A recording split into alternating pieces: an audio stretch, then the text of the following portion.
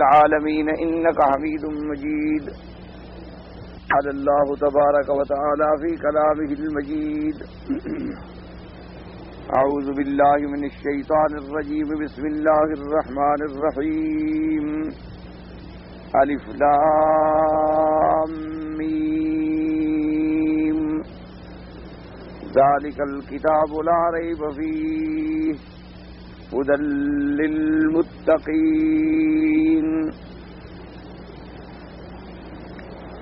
الحمدللہ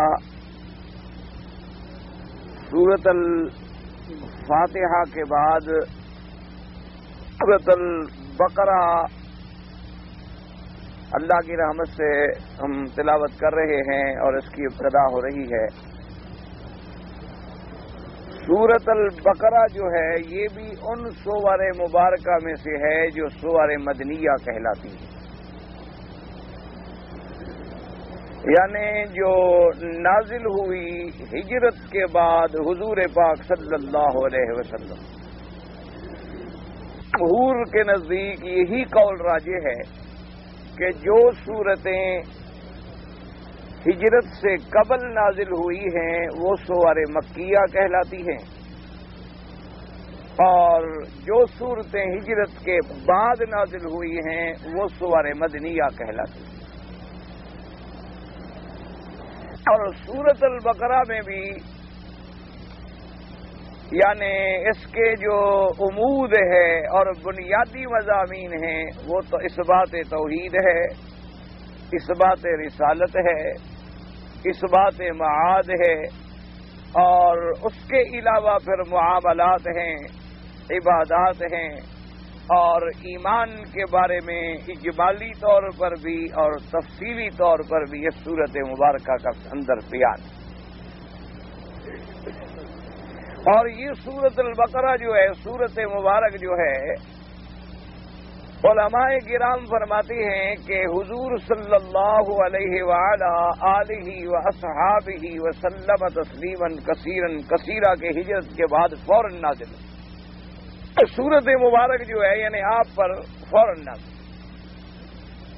لیکن اس کی چند آیات مبارکہ ایسی بھی ہیں جو مکہ مکرمہ میں نازل ہوئی ہیں، یعنی ہجرت کے بعد لیکن مکہ مکرمہ میں.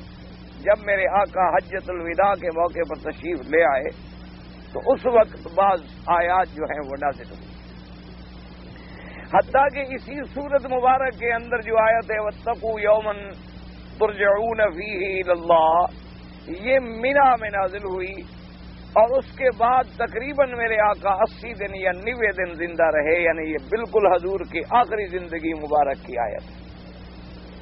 لیکن چونکہ یہ آیات نازل تو ہوئی ہیں منی میں، ہوئی ہجرت کے بعد ہیں، لہذا ان کو بھی انہی کے تابع کیا جائے گا کہ یہ سورت مدنیہ. اب اس سورت کا نام مبارک جو ہے، سورت کا نام رکھا گیا سورۃ البقرہ. سورتوں کے نام ہمیشہ یاد رکھیں، اس بنا پر سور مبارک کے نام ہیں کہ جو اس کے اندر ایک قصہ، ایک واقعہ ذکر کیا گیا ہو، اسی واقعے کی نسبت سے اس سورت کا نام جو ہے رکھ دیا جاتا ہے. جیسے سورۃ البقرہ کے اندر بقرہ کا قصہ جو ہے بڑا مشہور قصہ ہے، تو اس وجہ سے بھی اس سورت مبارکہ کا نام جو ہے سورۃ البقرہ رکھا گیا کہ جس میں گائے کا قصہ ذکر کیا گیا. اور علماء کرام نے فرمایا ہے کہ اگر آپ غور کریں تو یہ قصہ جو ہے بڑا عجیب قصہ ہے، اور اس کے اندر بڑے عجیب عبر ہیں، اور اس کے اندر بڑے عجیب حکمتیں. اسی لیے علماء کرام نے فرمایا کہ یہ سورۃ البقرہ ایک ایسی شان والی سورت ہے کہ جس کے اندر 1000 امر ہے، یعنی امر کہتے ہیں جو اللہ نے حکم دیا کہ یہ کام کرو، اس کو کہتے ہیں امر. تو 1000 امر ہے، 1000 نہی ہے. یعنی سورۃ البقرہ کے اندر اوامر میں سے بھی 1000 امر ہے، اور نواہی میں سے بھی 1000 نہی ہے. اور حکم میں بیسی 1000 حکمتیں ہیں، اور قصص و اخبار میں بیسی 1000 قصص و خبر ہے۔ یہ عجیب صورت مبارکہ ہے، یعنی ایسا حسن اتفاق کہ جس میں امر بھی 1000 ہوں اور نواہی بھی، نہی کہتے ہیں وہ کام جن سے اللہ نے ہمیں حکم دیا کہ نہ کرو، اس کو کہتے ہیں نہی، تو وہ بھی 1000 ہے۔ اور جو حکم ہیں سورت مبارک کے اندر جب ان کو شمار کیا گیا وہ بھی 1000 ہیں، اور جو اس میں قصص ہیں، سابقہ واقعات ہیں، اخبار ہیں جنہیں خبر کہا جاتا ہے وہ بھی 1000۔ اسی لیے حکم آیا، حضور پاک صلی اللہ علیہ وسلم نے فرمایا کہ جس شخص نے سورت بقرہ کو پڑھا، سورت بقرہ کو سمجھا، سورت بقرہ کو یاد کیا، اس کے لیے رحمت و برکت ہے، اور جس نے چھوڑا اس کے لیے حسرت اور بدنصیبی۔ اس سورت مبارک کی عظمت کا اسی سے آپ اندازہ کریں کہ حضرت سیدنا امیر المومنین عمر رضی اللہ تعالی عنہ، فاروق اعظم رضی اللہ تعالی عنہ نے اس سورت کو 12 سال میں پڑھا ہے، یعنی صرف سورت البقرہ کو پڑھنے میں حضرت فاروق اعظم نے رضی اللہ تعالی عنہ، یعنی جو اتنا بڑا علم تھا اور اتنا بڑا اللہ کی طرف سے ان کا انشراح تھا کہ جو زمین پہ بات کرتے تھے اور عرش سے منظوری آ جاتی تھی،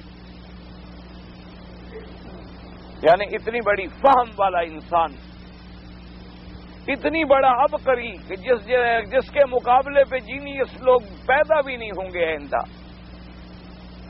اللہ قادر ہیں، یعنی مثال دی جاتی ہے کہ ایسے لوگ خال پیدا ہوتے ہیں۔ اس کے بارے میں میرے آقا نے یہ فرما دیا ہو کہ اگر نبوت کا دروازہ بند نہ ہو جاتا تو میرے بعد عمر بھی نبی بنتے، اس سے بڑی کیا فضیلت ہوتی۔ تو انہوں نے اس سورت مبارک کو پڑھنے میں 12 سال لگا دیے، اور ان کے بیٹے حضرت عبداللہ ابن عمر رضی اللہ تعالی عنہ نے انہوں نے 8 سال میں یہ سورت پڑھی۔ اتنی بڑی شان والی سورت ہے کہ جس کے پڑھنے میں سیدنا عمر کو 12 سال لگ جائیں، اور ہم چاہتے ہیں کہ ہم قرآن شریف ایک دن میں پڑھ لیں۔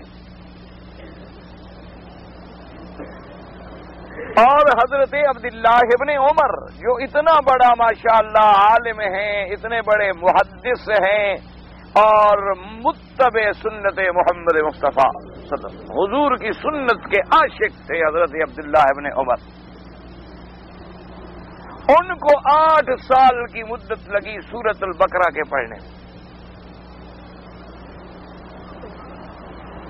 اور اسی طرح احادیث مبارکہ میں اس کی بڑے بڑے فضیلتیں آئی ہیں کہ یہ ایسی سورت مبارک ہے کہ اس کے پڑھنے والے پر کبھی اہل باطل جو ہے وہ قابو نہیں پا سکتے۔ علامہ قرطبی نے لکھا کہ اہل باطل سے مراد جادوگر ہیں، ساحرین ہیں، کہ جو آدمی سورت البقرہ کو پڑھتا ہوگا اور سورت البقرہ سے اس کا تعلق ہوگا، اور خصوصی طور پر ابتدائی آیات یاد رکھ لیں، سورت البقرہ کی ابتدائی آیتیں یعنی 3 آیتیں، اور اسی طرح سورت البقرہ کی درمیانی آیات یعنی آیت الکرسی بما آخری 2 آیتوں کے، یعنی آیت الکرسی جو ہے آخری 2 آیتیں بھی ساتھ پڑھی جائیں۔ لا اکراہ فی الدین قد تبین الرشد من الغی ومن یکفر بالطاغوت ویؤمن باللہ فقد استمسک بالعروۃ الوثقی لا انفصام لها واللہ سمیع علیم۔ اللہ ولی الذین آمنوا یخرجهم من الظلمات الى النور اولئک اصحاب النار هم فیہا خالدون۔ یاد رکھیں یہاں تک درمیان سے، اور آخر سے خواتیم سورت البقرہ، یہاں سورت البقرہ ختم ہو رہی ہے، یعنی وہ آخری آیتیں اگر للہ ما فی السماوات وما فی الارض سے پڑھی جائیں تو سبحان اللہ، ورنہ لا یکلف اللہ نفسا الا وسعها، لہا ما کسبت وعلیہا ما اکتسبت الی آخر سورہ. جو آدمی یہ صورتیں یعنی یہ آیات مبارک اپنی زندگی کا ایک وظیفہ بنا لے، اس کے گھر میں نہ جن داخل ہوگا نہ اس کے گھر پہ کبھی جادو ہوگا. روزانہ رات کو وہ پڑھ لیا کرے اور کوئی مشکل بات نہیں ہے. 8-10 آیتیں اللہ کے قرآن کی پڑھنے میں کون سی مشکل بات. اسی طرح اس سورۃ البقرہ میں حدیث مبارک میں آتا ہے، جیسے انشاءاللہ ہم پڑھیں گے اب ابتدا میں فضائل، کہ اس سورت کا نام سنام القرآن ہے. یعنی جیسے ایک اونٹ ہوتا ہے نا، اس کی کوہان جو ہے وہ سب سے اونچی بھی ہوتی ہے اور قیمتی بھی ہوتی، تو گویا یہ کوہان ہے، اونچان ہے، یعنی اس سے آ کر قرآن پاک کا مقابلہ واضح ہوتا، قرآن مقدس کا مقام واضح ہوتا ہے.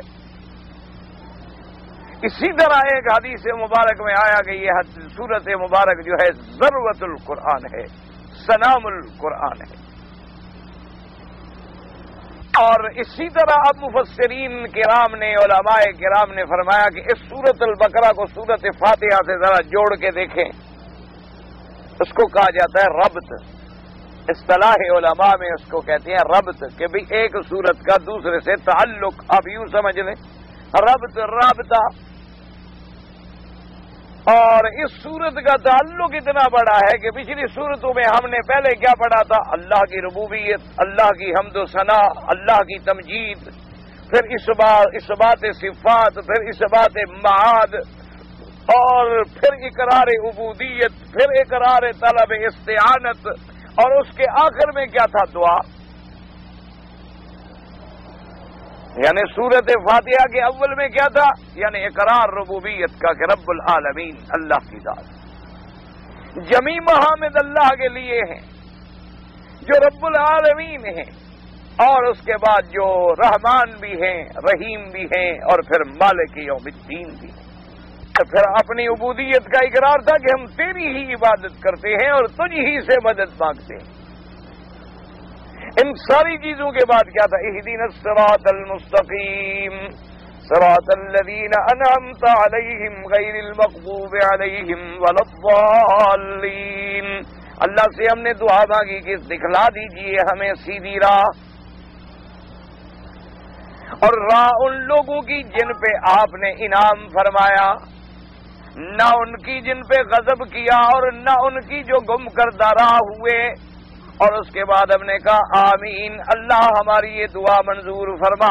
اللہ نے فرمایا کہ صراط مستقیم کی جو دعا تم نے مانگی تھی میں نے منظور فرما لی، اور اس کا جواب ڈھونڈنا ہے تو سورۃ البقرہ پڑھو.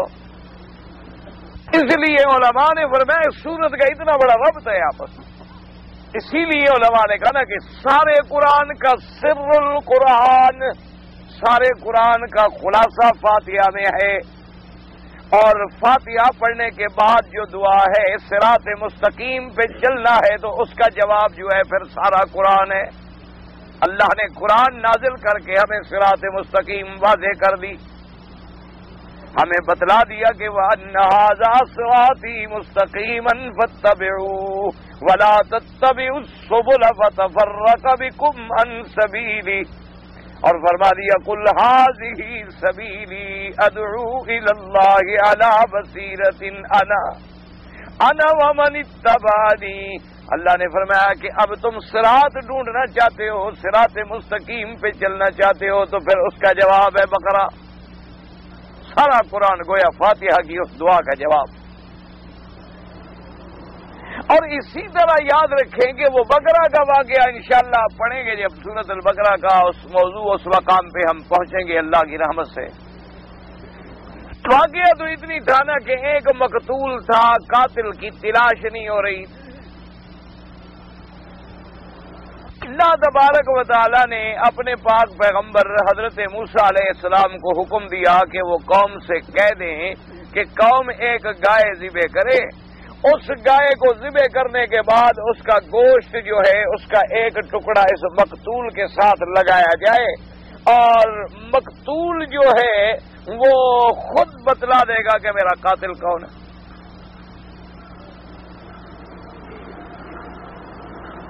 یعنی ایک عجیب و غریب بات ہے نا. بعض اوقات ایسے ایسے عجائب اور غرائب ہوتی ہیں کہ انسان کی عقل دنگ رہ جاتی، سمجھ نہیں آتی، وہاں عقل سے بالاتر بات ہے۔ ہمارے یہاں بھی اب بلوچ قوم میں عجیب ایک رواج ہے اور آج تک وہ ہے کہ اگر مثلا کوئی قتل ہو جائے اور اس قتل کا کسی فرد پر یا کسی گروہ پر یا کسی جماعت پر الزام لگ جائے اور وہ کہیں کہ ہم بے گناہ ہیں،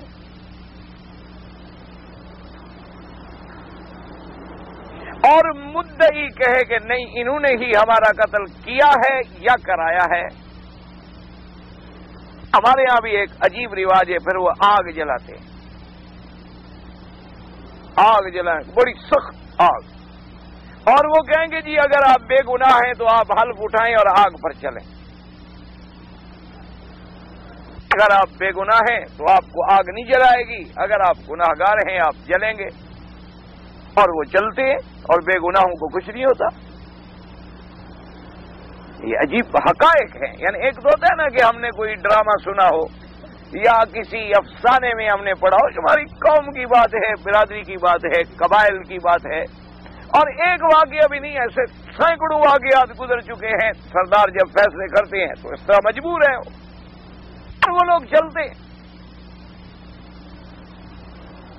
اچھا، اسی طرح بعض لوگ جو ہیں وہ عجیب، یعنی اب بظاہر کوئی سمجھ نہیں آتی، لیکن چونکہ اس قوم میں ایک عادت پڑ گئی ہے، اللہ پاک بے گناہوں کی لاج رکھتے ہیں، ورنہ بظاہر تو اب ہمیں کوئی سمجھ نہیں آتا بھی آخر آگ تو آگ ہے۔ شاید چونکہ ایک قبائل کا رواج ہے اور ورنہ وہ بے گناہ مارے جائیں گے، وہاں تو بدلہ ہوتا ہے، باقاعدہ خون کا خون ہوتا ہے، اور تو کوئی علاج ہی نہیں۔ تو اگر بے گناہ انسان مارے جائیں تو اللہ کو بے گناہوں کا خون تو پسند نہیں ہے نا، اس لیے حدیث پاک میں کتنی بڑی بات آئی، فرمایا میرے آقا نے کہ اللہ تبارک و تعالی کی ذات کے آگے پوری دنیا اگر تباہ ہو جائے، اہون علی اللہ من قتل رجل مسلم، ایک بندہ مارا جائے وہ زیادہ بھاری ہے بجائے اس کے کہ پوری دنیا ختم ہو جائے۔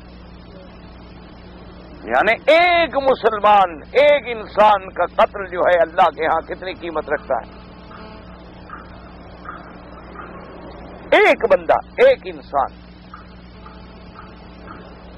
اور اس کی وجہ بھی محدثین نے لکھی ہے کہ انسان کو اللہ نے اس دنیا میں، اس دنیا کے قائم رہنے کا ذریعہ بنایا ہے کہ یہ دنیا اس وقت تک قائم رہے گی جب تک ایک مسلمان بھی اللہ اللہ کہہ رہا ہے، اور یہ جو قتل کر رہا ہے گویا وہ پوری دنیا کو فنا کرنا چاہتا ہے کہ کوئی اللہ اللہ کرنے والا باقی نہ رہے، اور جب اللہ اللہ کرنے والا کوئی باقی نہیں رہے گا تو پھر تو قیامت آئے گی۔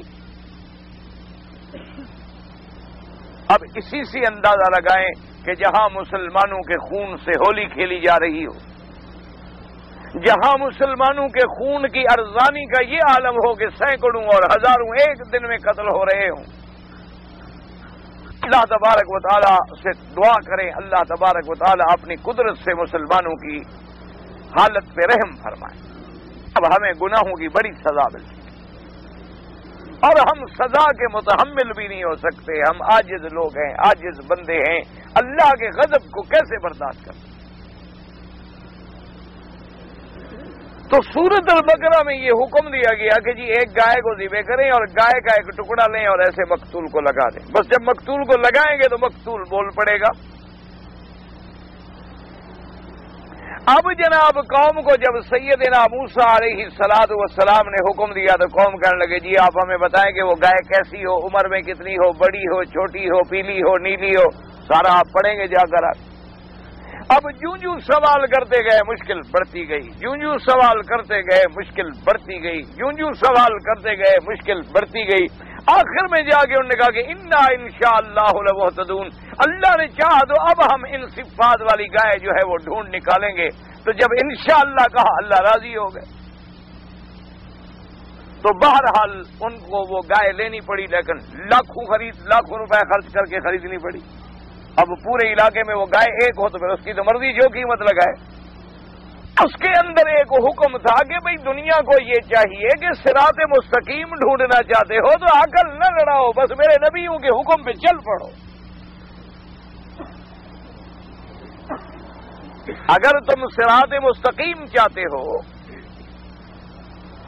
اور پھر تم نے خود وہ صراط مستقیم واضح ہو گئی کہ صراط الذین انعمت علیہم، تو انعمت علیہم میں تو وہ لوگ ہیں جو میرے پیغمبر ہیں، میرے نبی ہیں، تم ان کے راستے پہ چلو۔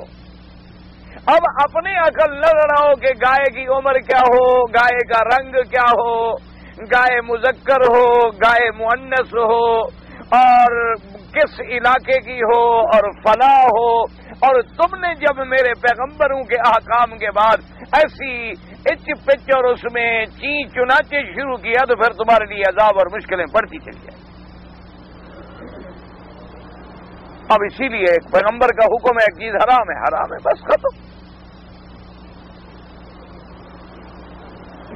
اور دوسری بات سننے کی اس میں ضرورت ہی نہیں ہوتی۔ جیسے کہ ایک بہت بڑے محدث تھے، بہت بڑے عالم تھے، اللہ ان کی قبر پہ کروڑوں رحمتیں فرمائے، اور بہت بڑے صحابی ہیں جلیل القدر رضی اللہ تعالی عنہ۔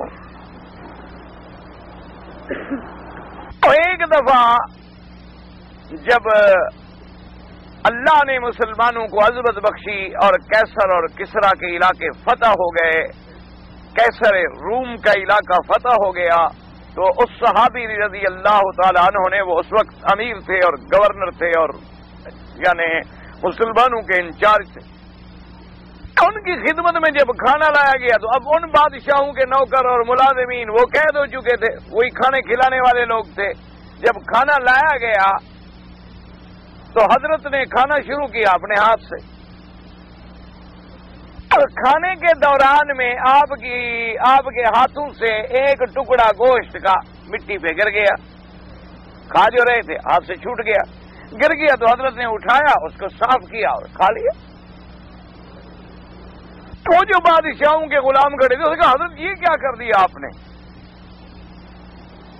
یہ آپ نے کیا کر دیا ہے، آپ ایک متمدن ملک میں آ گئے ہیں اور یہاں تو یہ بہت بڑا عیب ہے کہ آدمی ہاتھ سے چیز کھائے، چمچ بھی آپ نے استعمال نہیں کیا، آپ نے چھری کانٹا بھی استعمال نہیں کیا، اور پھر اتنا چھوٹا سا ٹکڑا گوشت کا اگر گر گیا تو اس کو پھینک دیں، جانے دیں، بڑی بے عزتی بات سمجھی جاتی ہے، بڑی توہین آمیز بات ہے کہ آدمی مٹی سے اسے اٹھائے اور جھاڑے اور پھر کھا لے۔ حضور غصے میں آ گئے، فرمایا کہ اترک سنت حبیبی الا مثل ہؤلاء الحمقى، ان احمق لوگوں کی وجہ سے میں اپنے پیارے محبوب محمد عربی کی سنت چھوڑ دوں؟ فرمایا عجیب بات کرتے ہو، یہ کون ہے متمدن اور یہ کون ہے پڑھے لکھے لوگ؟ ان احمقوں کی وجہ سے میں اپنے محبوب حضرت محمد رسول اللہ کی سنت چھوڑ دوں؟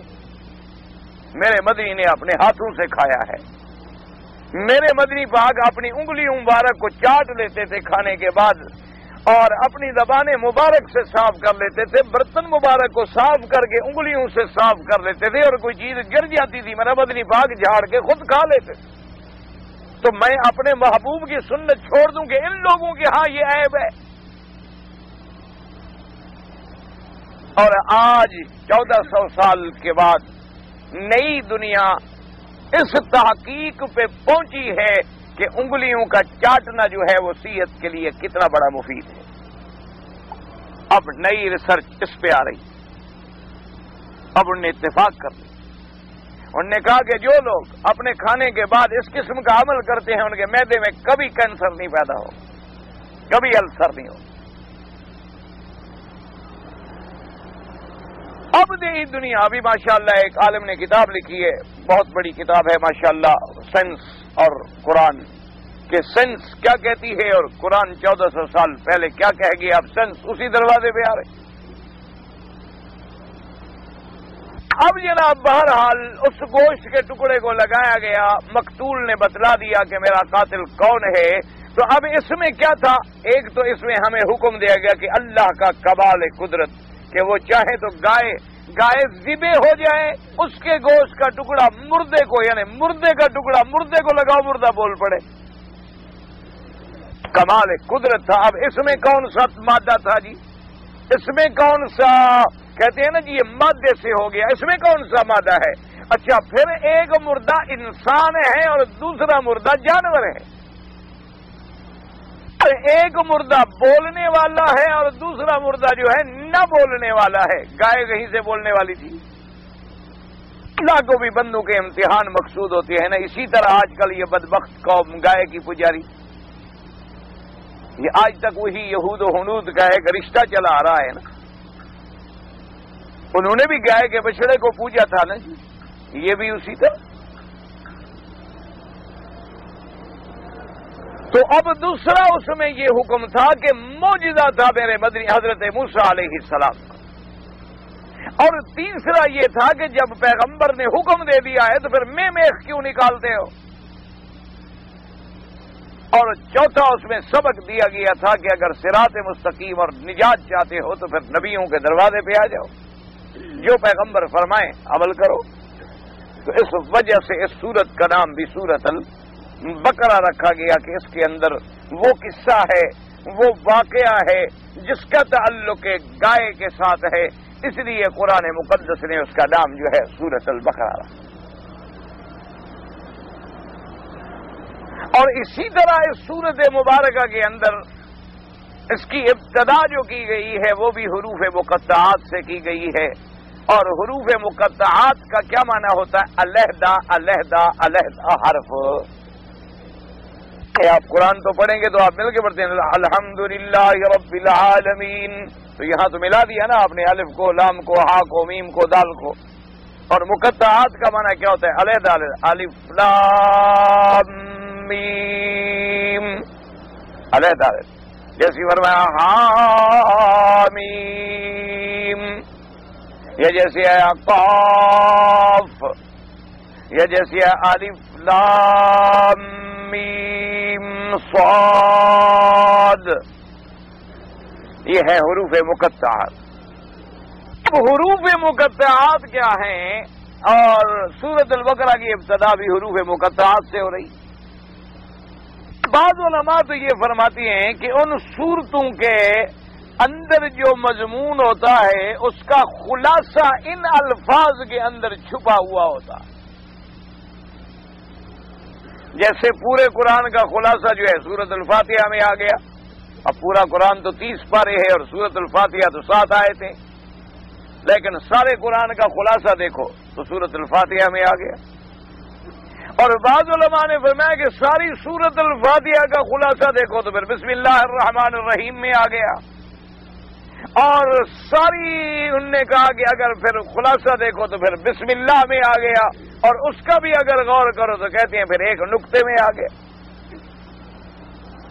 اس لیے بعض علماء نے فرمایا کہ جن صورتوں سے پہلے یہ حروف آئے ہیں اس کا مطلب کیا ہوتا ہے کہ اس صورت میں جو مضمون آ رہے ہیں، مثلا توحید آ رہی ہے، رسالت آ رہی ہے، معاد آ رہی ہے، معاملات آ رہے ہیں، عبادات آ رہے ہیں، معاشیات آ رہے ہیں، تو ان کی خلاصہ جو ہے گویا وہ پہلے لفظوں کے اندر موجود ہوتا۔ لیکن چونکہ ہر آدمی اتنی باریک بات کو نہیں سمجھ سکتا، اس لیے انہوں نے کہا کہ وہاں پر صرف علماء کی رسائی ہوتی ہے، عام آدمی کی رسائی نہیں ہوتی۔ کیوں؟ اب بھی کوئی اگر بات اشارات میں کی جائے تو اس کا سمجھنا ہر آدمی کے بس میں تو نہیں ہوتا۔ اور بعض علماء نے فرمایا کہ صور کے جو نام ہے نا، ان حروف سے ان صورتوں کے نام کی طرف اشارہ ہوتا۔ یہ دو قول آئے، اور بعض علماء نے فرمایا کہ نہ، یہ اللہ کے جتنے نام ہیں نا، اللہ کے 99 نام ہیں، مثلا کہیں آیا الف تو اس سے مراد اللہ ہو گیا، کہیں آیا مثال کے طور پر میم تو منان سے اس کی صفت ہے، کہیں آیا الف لام را تو نے کہا را سے رحمان کی صفت کی طرف اشارہ ہے، رحیم کی صفت کی طرف اشارہ ہے، کہیں آیا حامیم تو ہا سے انہوں نے کہا حمید کی صفت کی طرف اشارہ ہے، میم سے مجید کی صفت کی طرف اشارہ ہے۔ تو اللہ کے جتنے اسماء ہیں انہوں نے کہا ان کی طرف اشارہ جو ہے وہ ان حروف میں ملتا ہے۔ لیکن یاد رکھیں کہ جمہور صحابہ، جمہور تابعین، جمہور مفسرین کا قول مبارک یہ ہے کہ یہ حروف مقطعات جو ہیں یہ اسرار ہیں، اللہ کے راز ہیں، اور اللہ کے سوا ان کا علم کسی کو نہیں۔ اور بعض علماء نے فرمایا کہ اللہ نے اپنے پاک نبی کو تو علم دیا ان حروف کا بھی، لیکن انہیں آگے تبلیغ کرنے کا، بیان کرنے کا حکم نہیں تھا، بلکہ ایک راز تھا۔ جیسے کہ حضور پاک کو مثلا منافقین مدینہ کے نام بتلائے گئے، لیکن حکم یہ تھا کہ آپ اس کو زیادہ کھولیں گے نہیں، آپ نے صرف ایک صحابی کو بتلا دیے، حضرت حذیفہ بن الیمان کو، تاکہ اللہ کا حکم پورا ہو جائے کہ بلغ ما انزل الیک من ربک، جو ہم اتارے آگے پہنچاؤ۔ ایک تک تو حضور نے پہنچا دی،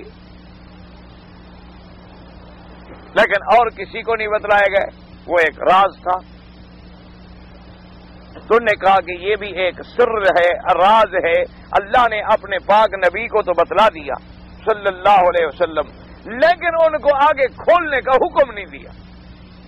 بعض علماء نے فرمایا کہ نہیں، یہ اس میں تو کوئی شبہ نہیں کہ یہ راز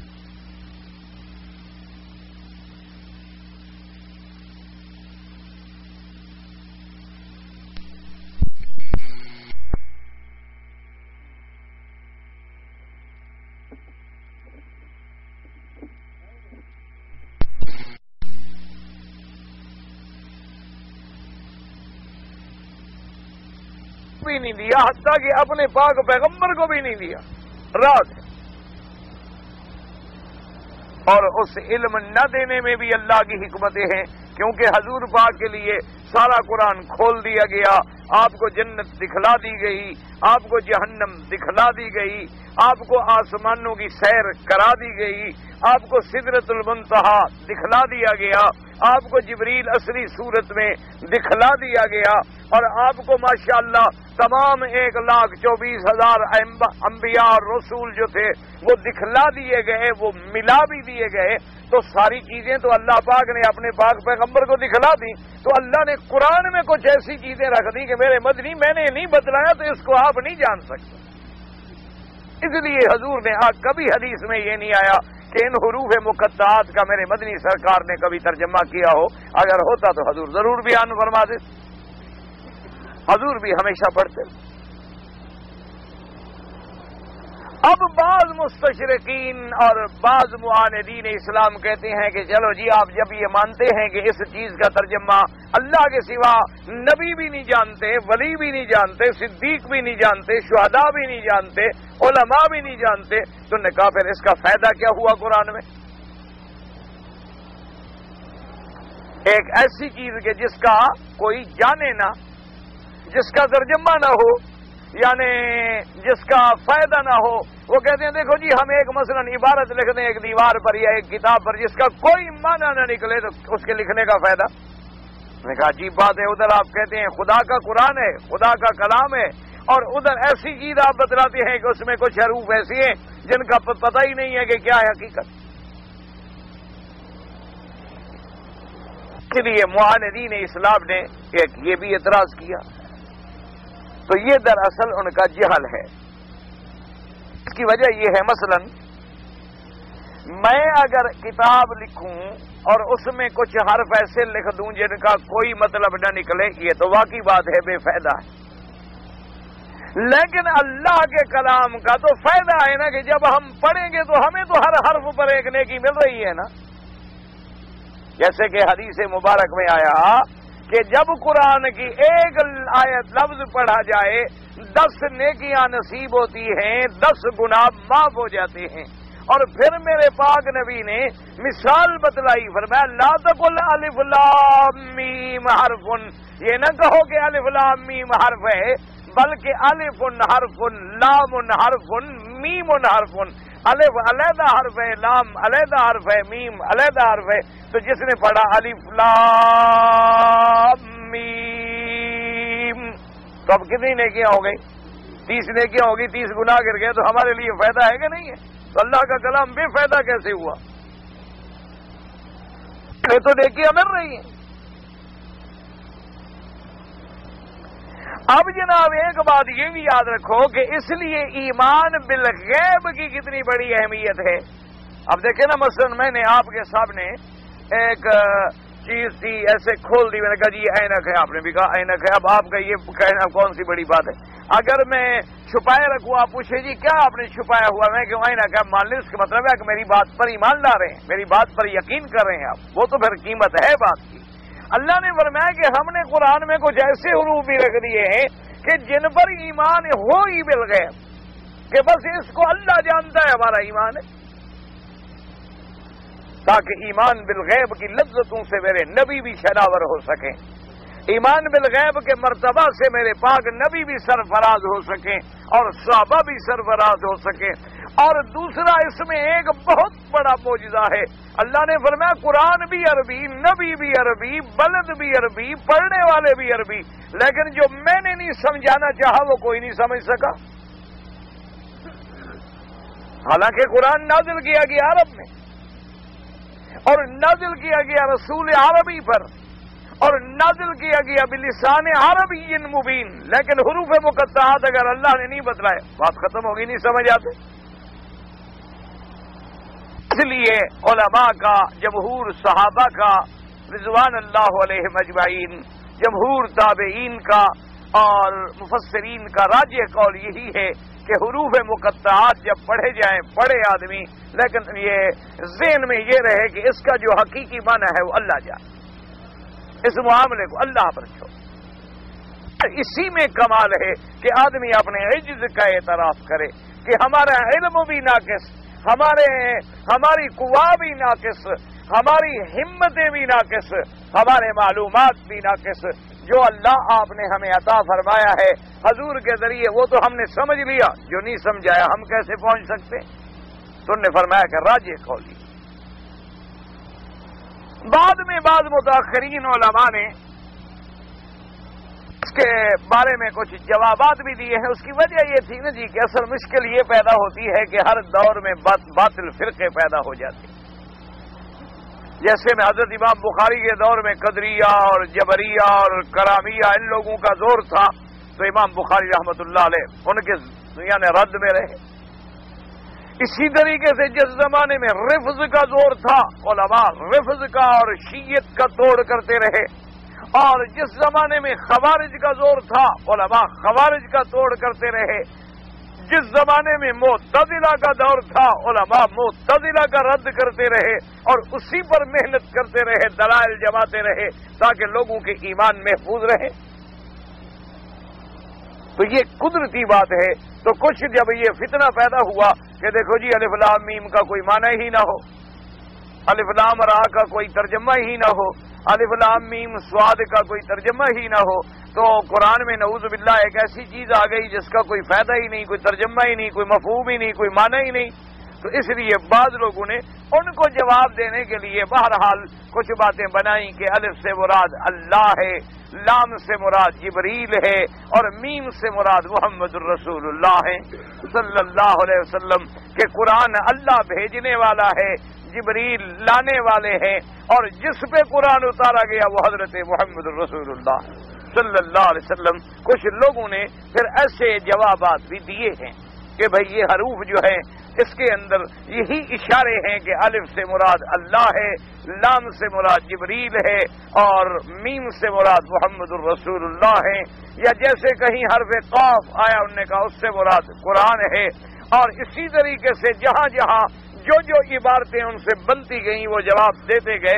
اصل ان کا مقصد بھی اچھا ہوگا کہ وہ باطل فرقوں کو جواب دے رہے ہوں گے، لیکن بہرحال قرآن سنت کے مطابق نہیں.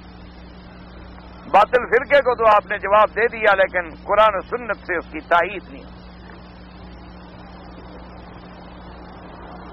اس کی وجہ یہ ہے، یاد رکھو کہ اگر آدمی قرآن و سنت سے ہٹ جائے اور اپنے عقل سے کام لے تو پھر عقل تو ہر آدمی کے پاس ہوتی ہے. جی ہماری کامیابی کیا ہے کہ ہم راستہ پکڑیں حضرت محمد رسول اللہ صلی اللہ علیہ وسلم. کوئی آدمی ہمیں کہے مثال کے طور پر جی آپ نماز کیوں پڑھتے ہیں؟ حضور پاک نے پڑھی ہے، اللہ کا حکم ہے.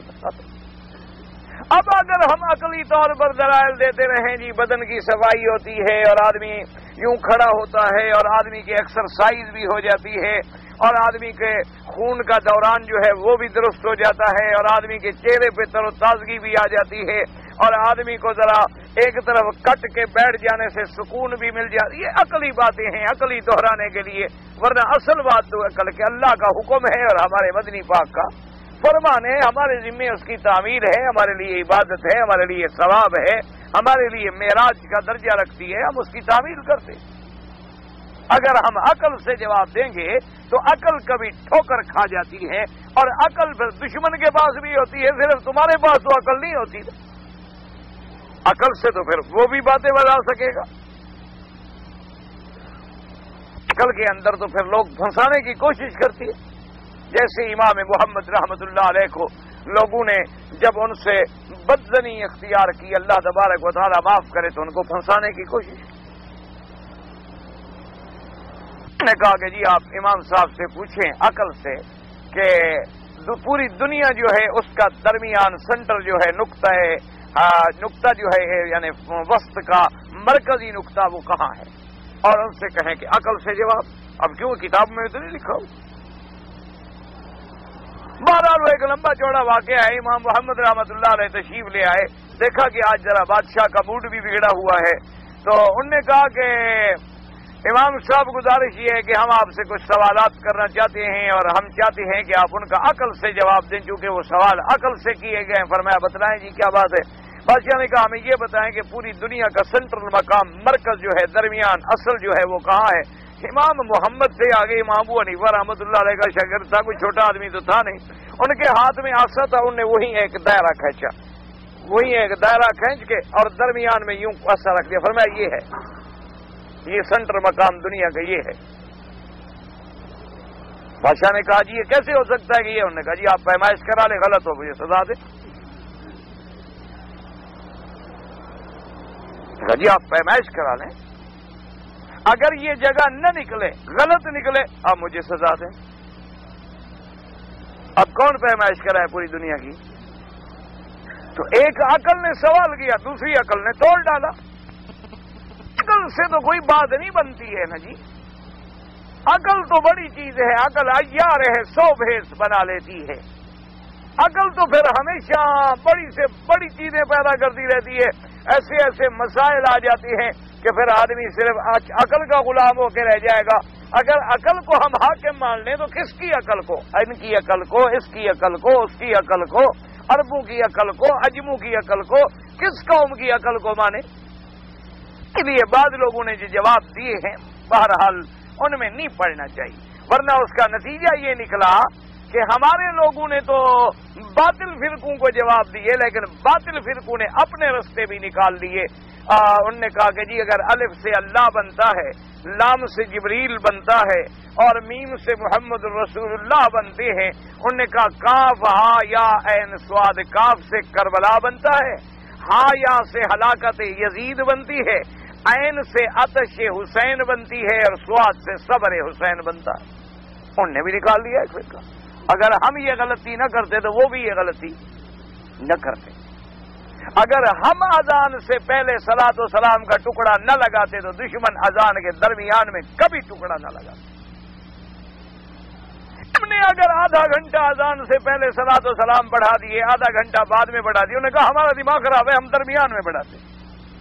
کہا اگر ان کو اذان بڑھانے کے باوجود ان کے اسلام میں کوئی فرق نہیں آتا, ان کے ایمان میں کوئی فرق نہیں آتا, اور اگر اذان کے بعد یہ اپنے اردو عربی سارا کچھ ساتھ ملا دیں پھر بھی ان کے اہل سنت والجماعت ہونے میں بھی فرق نہیں آتا, تو ہم بھی ملاتے ہیں علی ولی اللہ وسیع اور رسول اللہ خلیفۃ بالآباد, ہمارا بھی فرق نہیں آتا.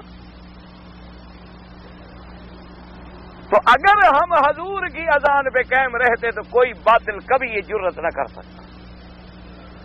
اگر ہم بلال کی اذان پہ قائم رہتے, خدا کے بندے جی حضور سے محبت ہے, محبت ہے, سارا دن درود پڑھو, کسی نے منع کیا ہے. حضور پاک سے محبت ہے، حضور کی اتباع کریں، سارا دن درود پڑھیں، اٹھتے بیٹھتے درود پڑھیں، چلتے سوتے درود پڑھیں، لیکن جو اذان خود میرے نبی نے سکھلائی ہو اس سے پہلے یعنی یہ ٹکڑا نہ نبی نے لگایا، نہ بلال نے لگایا، نہ ابو بکر عمر عثمان و علی نے لگایا، ہم اگر جرت کریں گے پھر باطل بھی جرت کرے گا۔ کہ ہم اللہ کے نبی کے معاملے میں زیادتی کے ایمان سے کہیں ہم نے قبروں پہ غلاف ڈالے، ٹھیک ہے، ٹھنڈے دل سے ناراض نہ ہوں، ہم نے قبروں پہ غلاف ڈالے، قبروں پہ ہم نے روزے بنائے، قبروں پہ ہم نے باقاعدہ کٹہرے لگائے، قبروں پہ ہم نے طواف کیے، قبروں پہ ہم نے چوما چاٹی کی، انہوں نے تعزیہ بنا کے ہر جگہ پر امام حسین کا روزہ کھڑا کر دیا کہ نہیں کیا؟ ہم نے کہا جی اگر تمہاری قبر پرستی سے تمہارے ایمان میں فرق نہیں آتا تو تم اپنے پیر کی قبر پوجو تو تمہارا ایمان مضبوط ہے، اگر ہم حسین کی پوجیں تو پھر ہمارے ایمان کو کیا ہو رہا ہے؟ ایک ٹھنڈے دل کی بات ہے، اب جھگڑے میں نہ پڑے، آپ نہ کہیں ہو جی یہ دیوبندی واہ بھی نہ ان باتوں کو چھوڑیں۔ میرے نبی پاک کے زمانے میں لے کر حضور پاک نے کبھی بی بی خدیجہ کی قبر پہ پھول نہیں چڑھائے، چادر نہیں چڑھائی، بیٹوں کی قبر پہ کبھی پھول نہیں چڑھائے، چادر نہیں چڑھائی، تو حضرت صدیق نے حضور کی قبر پہ کبھی جرت نہیں کی، حضرت عمر نے جرت نہیں کی، حضرت عثمان نے جرت نہیں کی، حضرت علی نے جرت نہیں کی، آل بیت رسول نے جرت نہیں کی، حسن حسین نے جرت نہیں کی کہ اپنے نانے ابا کی قبر پہ پھول چڑھا دیں۔ اگر انہوں نے نہیں چڑھائے تو دین سالم رہا، کسی مسلمان کو قبر پرستی کی جرت ہی نہیں ہوئی۔ اور جو حضور کا زمانہ دور ہوتا گیا، ہم جب دور ہوتے گئے، صحابہ کا دور گزر گیا، تابعین کا دور گزر گیا، تبع تابعین کا دور گزر گیا، اب آہستہ آہستہ جناب کسی نے قبر کا راستہ نکالا، کسی نے میلاد کا راستہ نکالا، کسی نے تعزیے کا راستہ نکالا، کسی نے چادریں ڈالنے کا راستہ نکالا، کسی نے چادروں پہ لکھنے کا راستہ نکالا، پھر ایک کاروبار بنتا گیا، اللہ کے دین میں تبدیلی آتی۔ ٹھنڈے دل سے آپ غور کریں، اگر ہم اسی نقشے پہ جمے رہتے، کوئی مائی کا لال یہ جرت نہیں کر سکتا تھا کہ وہ حضور کے روزے کے مقابلے پہ روزہ بنا کے کھڑا کرے، کوئی جرت نہیں کر سکتا تھا مائی کا لال یہ۔ لیکن جب ہم نے ہر جگہ بنا لیے تو پھر دشمن کیوں نہ بنائے جی، پھر کیوں چیختے ہیں آپ؟ پھر اس کو بھی حق ہے، اگر آپ کو محبت مجبور کر رہی ہے، وہ کہتے ہیں ہمیں بھی تو محبت مجبور کر رہی ہے نا۔ وہ کہتے ہیں کہ جی آپ نے تو اولیاء اللہ کے، آپ نے تو اپنے پیروں کے، آپ نے اپنے بزرگوں کے، اب تو خیر وہ پیروں والا زمانہ بھی گیا، اب تو کوئی بڑا لیڈر بھی بن جائے تو وہاں بھی روزہ بن جاتا ہے، اب تو خیر وہ نیکی والا دور بھی ختم ہو گیا۔ پہلے دور میں کم از کم یہ تھا کہ روزہ اس بندے کا بنتا تھا جو اچھا سمجھا جاتا تھا، جو عالم سمجھا جاتا تھا، جو بزرگ سمجھا جاتا تھا، جو ولی سمجھا جاتا تھا۔ اب وہ آدمی جو مقبولیت رکھتا ہے، چاہے وہ فاسق تھا، فاجر تھا، شرابی تھا، کچھ تھا، اس کا بھی روزہ بن رہا ہے۔ اگر ہم پہلے دن قدم نہ ہٹاتے تو کبھی نہ بہکتے۔ تو اس لیے اگر ہم اللہ کے قرآن کو اسی طرح سمجھیں گے جیسے سمجھایا محمد الرسول اللہ صلی اللہ علیہ وسلم، ہم کبھی نہیں بھٹکیں۔ اللہ کے نبی نے فرمایا کہ اصحاب کہف کا ایک قصہ پیش آیا، کچھ نوجوان تھے، توحید کے لیے ان کو نکالا گیا، اب ان کے نام نہ قرآن نے بیان کیے نہ حضور پاک نے بیان فرمائے، کیوں؟ مقصود ایک واقعہ سنانا ہے کہ چند نوجوان تھے پہلے زمانے میں، توحید کی وجہ سے ان پر یہ مشکل آئی، اب اس میں نام میں معلوم کرنے کی کوئی ضرورت تھی؟ ایک واقعہ تھا، لیکن لوگوں نے نام ڈھونڈ نکالے جناب۔ کسی نے کہا جناب ان کے کتے کا نام یہ تھا، اس کا نام یہ تھا، مکسلمینا تھا، پتہ نہیں کلمینا تھا، کالمینا تھا، پتہ نہیں کیا تھا، اور نام بھی ڈھونڈے، اور آپ نے نام ڈھونڈے، دوسروں نے کہا جی ان ناموں میں اتنی برکت ہے کہ جس آدمی کو جن پکڑے ہوئے ہو نا جی، یہ نام لکھ کر اس کو دکھا دو جن بھاگ جاتا ہے، سارا قرآن دکھا دو نہیں بھاگتا۔ اور خدا سے ڈرو، اللہ سے ڈرو، ہم کہاں جا رہے ہیں؟ انہوں نے کہا جی صرف نام دکھا دو، اور لوگوں نے ترقی کی، انہوں نے کہا جناب میرا پیر اتنا بڑا قابل تھا، مجھے ایک دوست نے کہا، اس نے کہا جی میرا مرشد اتنا بڑا مضبوط ہے ہی نا، بس جن کو، جس آدمی کو جن نے پکڑا ہو نا، بس وہ حضرت کو دیکھ لے بس جن بھاگ جاتے ہیں. میں نے کہا پر بھوت تھا پیر تو نہ تھا جس کو دیکھ کے جن بھاگ جاتے ہوں. اللہ کے بندے یہ کوئی کمال ہے کہ جن بھاگ جاتے ہوں؟ کمال کیا ہے؟ غلام محمد مصطفیٰ ہو. کمال کیا ہے؟ اتباع رسول اللہ ہو. کمال کیا ہے کہ لوگ یہ کہیں کہ میرے مرشد کا ایک عمل بھی سنت کے خلاف نہیں. کمال یہ ہوتا ہے وہ یہ کہیں کہ حضرت ہم جب اپنے پیر کو دیکھتے ہیں ان کا اٹھنا بیٹھنا لیٹنا سونا کھانا پینا بولنا بات کرنا گھر کا ماحول سارے معاملات عین سنت محمد مصطفیٰ کی طرح ہیں. اللہ ایسا مرشد تجھے بھی نصیب کرے اور ایسا مرشد ہمیں بھی نصیب کرے اور ان کے جوتوں کو ہم اپنے سر کا تاج بنا کے بھی فخر کریں. اصل مرشد وہ ہوتا ہے، یاد رکھے میرے عزیز. تو اس لیے ہمیشہ یاد رکھیں کہ اس ایک ہی معنی کریں کہ الف لام میم، اللہ ان کو جانتی ہے. اور پھر اللہ نے فرمایا ذالک الکتاب، ذالک الکتاب لا ریب فیہ. ذالکہ حالانکہ اشارہ بعید کے لیے ہوتا ہے اور قرآن تو قریب تھا، لیکن اللہ نے فرمایا وہ جو تم نے دعا مانگی تھی اہدینا الصراط المستقیم، اگر وہ ڈھونڈنی ہے تو پھر اس کتاب میں ملے گی. ذالک الکتاب، اور وہ کتاب اتنی شان والی ہے کہ اللہ کا کلام ہے، لوح محفوظ کے اندر ہے، آسمان دنیا میں بیت العزت کے اندر محفوظ ہے. یعنی پہلے اللہ نے محفوظ کیا اس کو لوح محفوظ میں، پھر محفوظ کیا بیت العزت میں، اور پھر محفوظ کیا محمد مدنی کے سینے میں. اتنی شان والی کتاب وہ کہاں کہاں ہے؟ اللہ کا کلام ہے، لوح محفوظ میں ہے، سمائے دنیا پہ ہے، اور صدر محمد مصطفیٰ میں ہے، صدور اصحابہ میں ہے، پھر صدور مومنین میں ہے. اس کتاب کا چونکہ شان اتنی بڑا ہے فرمایا ذالک الکتاب، ذالک الکتاب لا ریب فیہ، ایک ایسی کتاب جس میں شک کوئی نہیں. وجہ شک کیوں پیدا ہوتا ہے؟ یا تو نعوذ باللہ عبارت غلط ہو تو شک پیدا ہوتا ہے، یا پھر فہم غلط ہو تو شک پیدا ہوتا ہے. اللہ نے فرمایا کہیں تجھے جو شک پڑتا ہے تیرا عقل غلط ہے، میری کتاب میں کوئی شک نہیں. ہمیشہ شک شبہ کیوں پڑتا ہے کہ یا تو عبارت غلط تھی، شک پڑ گیا کہ پتہ نہیں جی یہاں وا تھی یا فا تھی، یہاں لام تھا یا میم تھا، یہاں نون تھا یا وا تھی، یا سمجھنے والے کی فہم غلطی کرتی ہے. اس لیے اسی صورت میں اللہ نے چیلنج کیا وَإِن كُنتُمْ فِي رَيْبٍ مِّمَّا نَزَّلْنَا عَلَىٰ عَبْدِنَا، اگر تمہیں شک ہے شبہ ہے اس کتاب میں جو ہم نے اپنے پیارے بندے حضرت محمد عربی پہ اتاری ہے تو مقابلہ کرو، لے آؤ قرآن کے مقابلے پہ کوئی صورت. تو فرما دیا کہ اگر کہیں شک و شبہ ہے تو تمہاری فہم کو ہے، تمہارے عقل کو ہے، میری کتاب میں کوئی شبہ نہیں. فرمایا ذالک الکتاب لا ریب فیہ ھدی للمتقین، جو ہدایت ہے ڈرنے والوں کے لیے. ہدایت تو عام آپ پڑھ چکے، ہدایت عام بھی ہے، ہدایت خاص بھی ہے، اور ہدایت خواص کے لیے بھی ہے. فرمایا قرآن تو سب کے لیے ہدایت ہے، لیکن نفع وہ اٹھاتے ہیں جو اللہ سے ڈرنے والے ہیں، اور جو ڈرنے والے نہیں ان کو تو کوئی قرآن فائدہ نہیں دے گا. اس لیے فرمایا اس میں شک بھی کوئی نہیں، ہدایت ہے، سراپا ہدایت ہے، لیکن ان لوگوں کے لیے ہدایت ہے جو مجھ سے ڈرنے والے ہیں. جو اللہ سے ڈرے ہی نہ اس کے لیے قرآن کیا ہدایت؟ سارا دن قرآن پڑھتے رہو کوئی فائدہ نہیں ہوگا.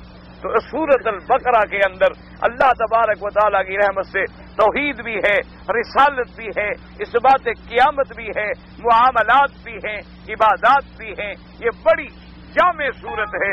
اس کے ایک ایک آیت کو یاد رکھیں اور حفظ کرنے کی اور محفوظ رکھنے کی، یعنی مسائل کو دماغ میں، اور کوشش کیا کریں کہ آدمی سورۃ البقرہ کی تلاوت ہوتی رہے. واللہ عالم. حضرت علی رضی اللہ تعالیٰ عنہ اپنے مونچھیں نہیں کٹواتے تھے. آپ نے دیکھا تھا حضرت علی کو؟ ایسے جاہل لوگ ہیں شروع ہو جاتے. یعنی حضرت علی مونچھیں نہیں کٹواتے تھے، حضور داڑھی بڑھاتے تھے. تم نے داڑھی کبھی بڑھائی ہے؟ تم نے نبی کا کہنا نہیں مانا، مونچھوں والی بات تمہیں پسند ہے، داڑھی والی بات کڑوی لگتی ہے۔ یہ بالکل جہالت ہے۔ حضرت علی رضی اللہ تعالی عنہ اپنی مونچھیں کٹواتے تھے اور اسی طرح رکھتے تھے جیسے میرے مدنی محمد مصطفیٰ، وہ متبع تھے حضور پاک صلی اللہ علیہ وسلم کی سیرت کے۔ ایک آدمی بیٹھا ہوا لکھ رہا ہے، بس یہ جو عقل سے فارغ ہو تو میرے پاس اس کا یہی جواب ہے۔ ایک آدمی بیٹھا ہوا ہے، بس پوچھ رہا ہے امام نماز جماعت کے ساتھ اگر امام بھول گیا اور رکوع بجائے سجدے میں گیا تو مقتدی کیسے؟ جو امام سجدہ صاف کرے مقتدی بھی سجدہ صاف کرے، بس مقتدی کیا کرے؟ ہاں اگر امام غلطی کر رہا ہے تو پیچھے مقتدی اللہ اکبر کہہ دے۔ اس لیے حضور نے فرمایا کہ اگر امام ہے سبحان اللہ مرد کہہ سکتے ہیں، اللہ اکبر کہہ سکتے ہیں، اگر مقتدی عورت تھی تو وہ ہاتھ پہ ہاتھ مارے تاکہ امام متنبہ ہو جائے، لیکن زبان سے بات نہ نکالے۔ بھیڑ بکری والے لوگ آپس میں ایک دوسرے کو بھیڑ بکری 4 سال کے لیے لیتے ہیں، 2 سال پورے۔ بھئی یہ مجھے نہیں سمجھ آئی بات، وضاحت سے لکھیں۔ ایک تو لکھا ہوا ایسا ہے جو پڑھا نہیں جاتا۔ کسی کافر حکومت میں کوئی کافر اگر مسلمان لڑکی کے ساتھ زیادتی کرے تو ہم اس کو قتل کر سکتے ہیں؟ نہیں کر سکتے۔ قتل کرنے کا اختیار صرف اس حکومت کو ہے جو نظام کے مطابق ہے، اللہ اس سے بدلہ لے گا۔ اگر ہم ہر کسی کو قتل کی چھوٹ دے دیں تو ہر بندہ خود قتل کرنا شروع کر دے گا۔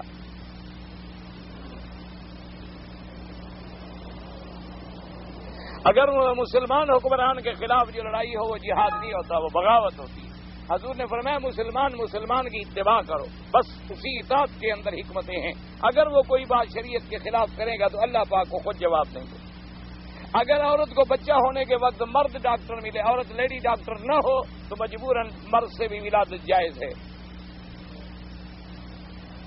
میرے پیسے لوگوں کی طرف قرضہ ہے، ان کی زکوٰۃ کیسے دوں؟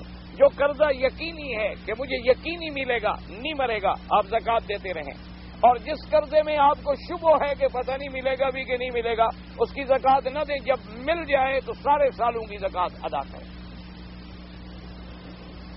اگر ایک آدمی مجھے بندوق سے مارنے کے لیے آ رہا ہے تو اپنی جان بچانا جائز ہے۔ حدیث مبارک میں آیا، حضور پاک سے صحابی نے پوچھا کہ یا رسول اللہ اگر کوئی آدمی مجھے میرا گھر لوٹنے کے لیے آئے تو میں کیا کروں؟ آپ نے فرمایا کہ اس کو دفع کرو۔ انہوں نے کہا حضور اگر وہ مجھے قتل کر دے؟ آپ نے فرمایا تم شہید ہو۔ فرمایا صحابی نے پوچھا اگر حضور میں اس کو مار ڈالوں؟ فرمایا وہ جہنم میں جائے گا، تمہیں مارنے کا حق ہے، کیونکہ تمہارے گھر میں تمہارے مال میں اگر کوئی مداخلت کرے تو تمہیں جائز ہے۔ ایک صحابی کو آنکھ کمزور ہو گئی تو اس کو حضور نے دعا سکھلائی تھی کہ اللہ منی اسألک وتوجہ الیک بنبی الرحمت۔ یہ حدیث ضعیف ہے، عقیدے میں حجت نہیں بن سکتی۔ اللہ نور ہے، فرشتہ بھی نور ہے، لیکن اس کی مثال کوئی نہیں ہے۔ اسی لیے حکم ہے، اللہ بھی سنتا ہے، تم بھی سنتے ہو، تو لہذا برابر ہو گئے۔ تمہارا سننا اور ہے، خدا کا سننا اور ہے۔ اللہ بھی دیکھتا ہے، تم بھی دیکھتے ہو، اللہ بھی زندہ ہے، تم بھی زندہ ہو، لیکن تمہاری زندگی فانی ہے، اس کی زندگی باقی ہے۔ تمہارا سننا محدود ہے، اس کا سننا غیر محدود ہے۔ تمہارا دیکھنا ایک حد کے اندر ہے، اس کا دیکھنا ساری کائنات کے اندر ہے، لہذا اس کی کسی صفت کے ساتھ ہم مشابہت نہیں کر سکتے۔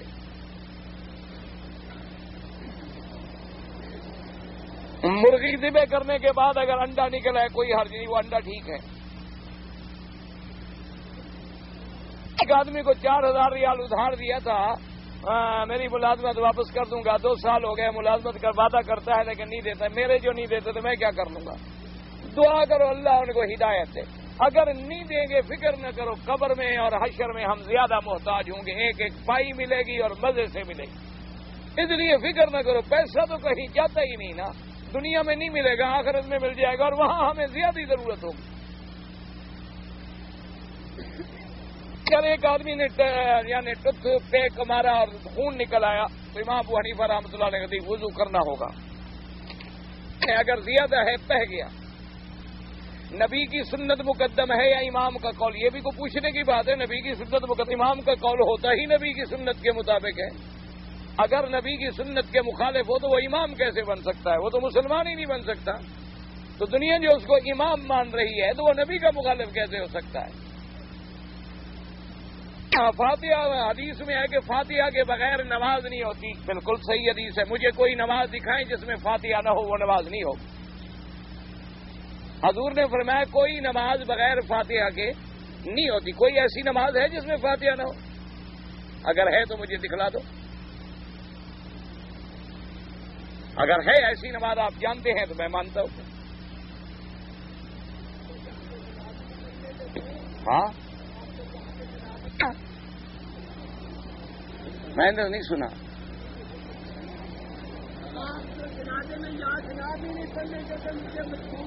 کس کو نہیں پڑھنے دیتے؟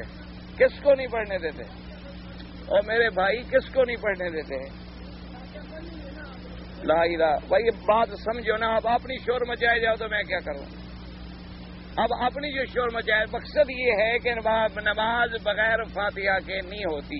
اب مثلا ہم عشاء کی نماز پڑھیں گے، اس میں فاتحہ ہوگی نہیں ہوگی؟ اب مسئلہ یہ بنے گا کہ امام پڑھے یا مقتدی پڑھے. تو اس حدیث میں آپ بھی مجھے امام مقتدی کا لفظ دکھائیں تو میں آپ کو دکھاؤں. جاری ہے بات. اس لیے جھگڑوں میں نہ پڑو. جو پڑھتے ہیں اللہ ان کی بھی قبول فرماتے ہیں، اور جو حضرات نہیں پڑھتے اللہ ان کی بھی قبول فرماتے ہیں. اللہ پاک سے دعا کرو اللہ ہمیں جھگڑوں سے بچائے اور محبت اور اتفاق دین سنت پہ رکھے. قرآن اللہ کا کلام ہے. مسجد میں نماز جنازہ غائبانہ، امام ابو حنیفہ رحمۃ اللہ علیہ غائبانہ جنازے کے قائل نہیں ہیں، باقی امام جو ہیں وہ قائل ہیں. الحمدللہ میں ان مسئلوں میں کسی کو نہیں لڑاتا. ہر آدمی اپنے مسلک کے مطابق عمل کرے. تمام ائمہ برحق ہیں. اللہ ان کی قبر پہ کروڑوں رحمتیں فرمائے. جمعہ کے دن نماز سے پہلے سورۃ الکہف، سورۃ الکہف جمعہ کے دن پڑھی جائے بہت بڑی فضیلت ہے. اللہ دجال کے فتنے سے بھی بچا لیتے ہیں. اور باقی چھوٹے فتنے تو پھر کچھ بھی نہیں نا. شعبہ تجوید میں داخل ہونا چاہے تو قراء بیٹھے ہیں اوپر، ان سے بات کرے. فرائض پڑھیں اور لوگوں کو پڑھائیں. بالکل، یعنی میرا میراث کا علم پڑھا بھی کریں اور لوگوں کو پڑھایا بھی کریں. میں جس علاقے میں رہتا ہوں وہاں جتنی مسجدیں ہیں وہاں امام جو ہیں وہ سب بدعتی ہیں. تو آپ ان کے پیچھے نماز نہ پڑھا کریں، آپ اپنی جماعت کیا کریں. بدعتی امام کے پیچھے نماز نہیں ہوتی. امام کے پیچھے اگر فجر مغرب سبحانک اللہم پڑھیں بالکل پڑھیں. میں رمضان 30 رمضان کو پاکستان پہنچا تو وہاں 28واں روزہ تھا. تو روزے نہیں رکھے. آپ کے 30 پورے نہیں، آپ کو 2 روزے رکھنے ہوں گے. جس ملک میں آدمی چلا جائے پھر وہی حکم نافذ ہو جائے گا. ایک آدمی نے خودکشی کی ہے، اس کا جنازہ پڑھا جائے. ہاں پڑھا جائے، کیونکہ حدیث